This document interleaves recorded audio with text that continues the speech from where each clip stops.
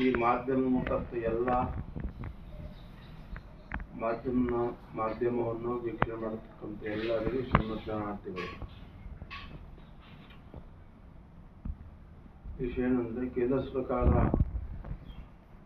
ಉಚ್ಚಾಟನೆ ಮಾಡತಕ್ಕಂಥದ್ದು ನಮಗ ಅತೀವ ಸಂತೋಷವಾಗಿದೆ, ಸೂಕ್ತವಾಗಿದೆ. ಯತ್ನಾಳ್ ಅವ್ರನ್ನ ಉಚ್ಚಾಟನೆ ಮಾಡಿರ್ತಕ್ಕಂಥ ವಿಷಯವನ್ನ ಕೇಂದ್ರ ಸರ್ಕಾರಕ್ಕೆ ನಾವು ಧನ್ಯವಾದ ಹೇಳ್ತೀವಿ. ಯಾಕೆಂದ್ರೆ ಯತ್ನಾಳ್ ಅವರ ಅತಿಯಾಗಿಬಿಟ್ಟಿತ್ತು. ಮಾಜಿ ಮುಖ್ಯಮಂತ್ರಿ ಆಗಿರ್ತಕ್ಕಂಥ ಯಡಿಯೂರಪ್ಪನವರಿಗೆ, ಅವರ ಕುಟುಂಬಕ್ಕೆ, ವಿಜಯ ರಾಘವೇಂದ್ರ ಅವರಿಗೆ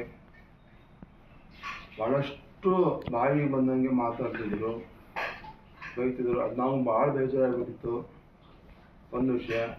ಎರಡನೇ ವಿಷಯ, ಒಬ್ಬ ಜನಪ್ರತಿನಿಧಿಯಾಗಿ, ತಾನೊಬ್ಬ ಲಿಂಗಾಯತನಾಗಿ ವಿಶ್ವಗುರು ಬಸವಣ್ಣವರಿಗೆ ಹಗೂರಾಗಿ ಮಾತಾಡೋದು ನಮ್ಮ ಮನಸ್ಸಿಗೆ ಅತೀವ ನೋವಾಗಿದೆ.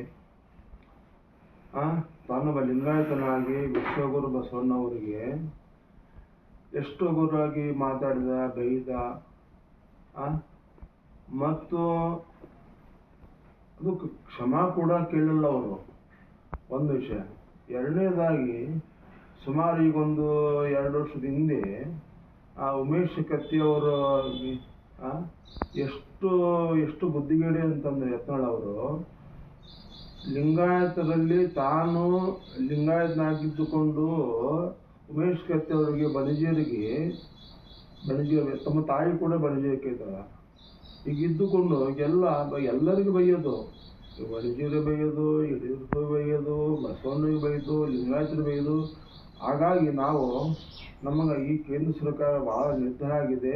ಪ್ರಜ್ಞಾವಂತ ಪಂಚಮಸಾಲಿ ಸ್ವಾಮಿಗಳು ಇದನ್ನ ಪಂಚಮಸಾಲಿ ಜನಾಂಗದವರು ಬಹಳ ಹೆಸರಾಗಬೇಕು. ಒಂದು ವಿಷಯ. ಇನ್ನೊಂದು ವಿಷಯ ಏನಂತಾರೆ, ಈ ನಮ್ಮ ಸ್ವಾಮಿಗಳು ಜಯಮೃತ್ಯುಂಜಯ ಸ್ವಾಮಿಗಳು ವೈಯಕ್ತಿಕವಾಗಿ ನಮ್ಗೆ ತುಂಬ ಬಹಳ ಆತ್ಮೀಯರು. ಆದರೆ ಒಬ್ಬರನ್ನ ಹಿಡ್ಕೊಂಡು ಒಬ್ಬರನ್ನ ಓಲೈಸೋದು ಭಾಳ ನಮ್ಗೆ ಸರಿ ಕಾಣಿಸಲ್ಲ. ಅಖಂಡ ಲಿಂಗಾಯತ್ ಎಲ್ಲರಿಗೂ ಅಷ್ಟೇ ಇರಬೇಕು ಸ್ವಾಮಿಗಳು. ಇನ್ನೊಂದು, ಈಗ ಪಂಚಮಸಾಲಿ ಅವರು, ನಮ್ಮ ನೀರಾಳಿ ಅವರು ಪಂಚಮಸಾಲಿ ಅಲ್ಲೇನು, ನಮ್ಮ ವಿಜಯಾನಂದ ಕಾಶ್ಯಪ್ ಅವರು ಪಂಚಮಸಾಲಿ ಅಲ್ಲೇನು,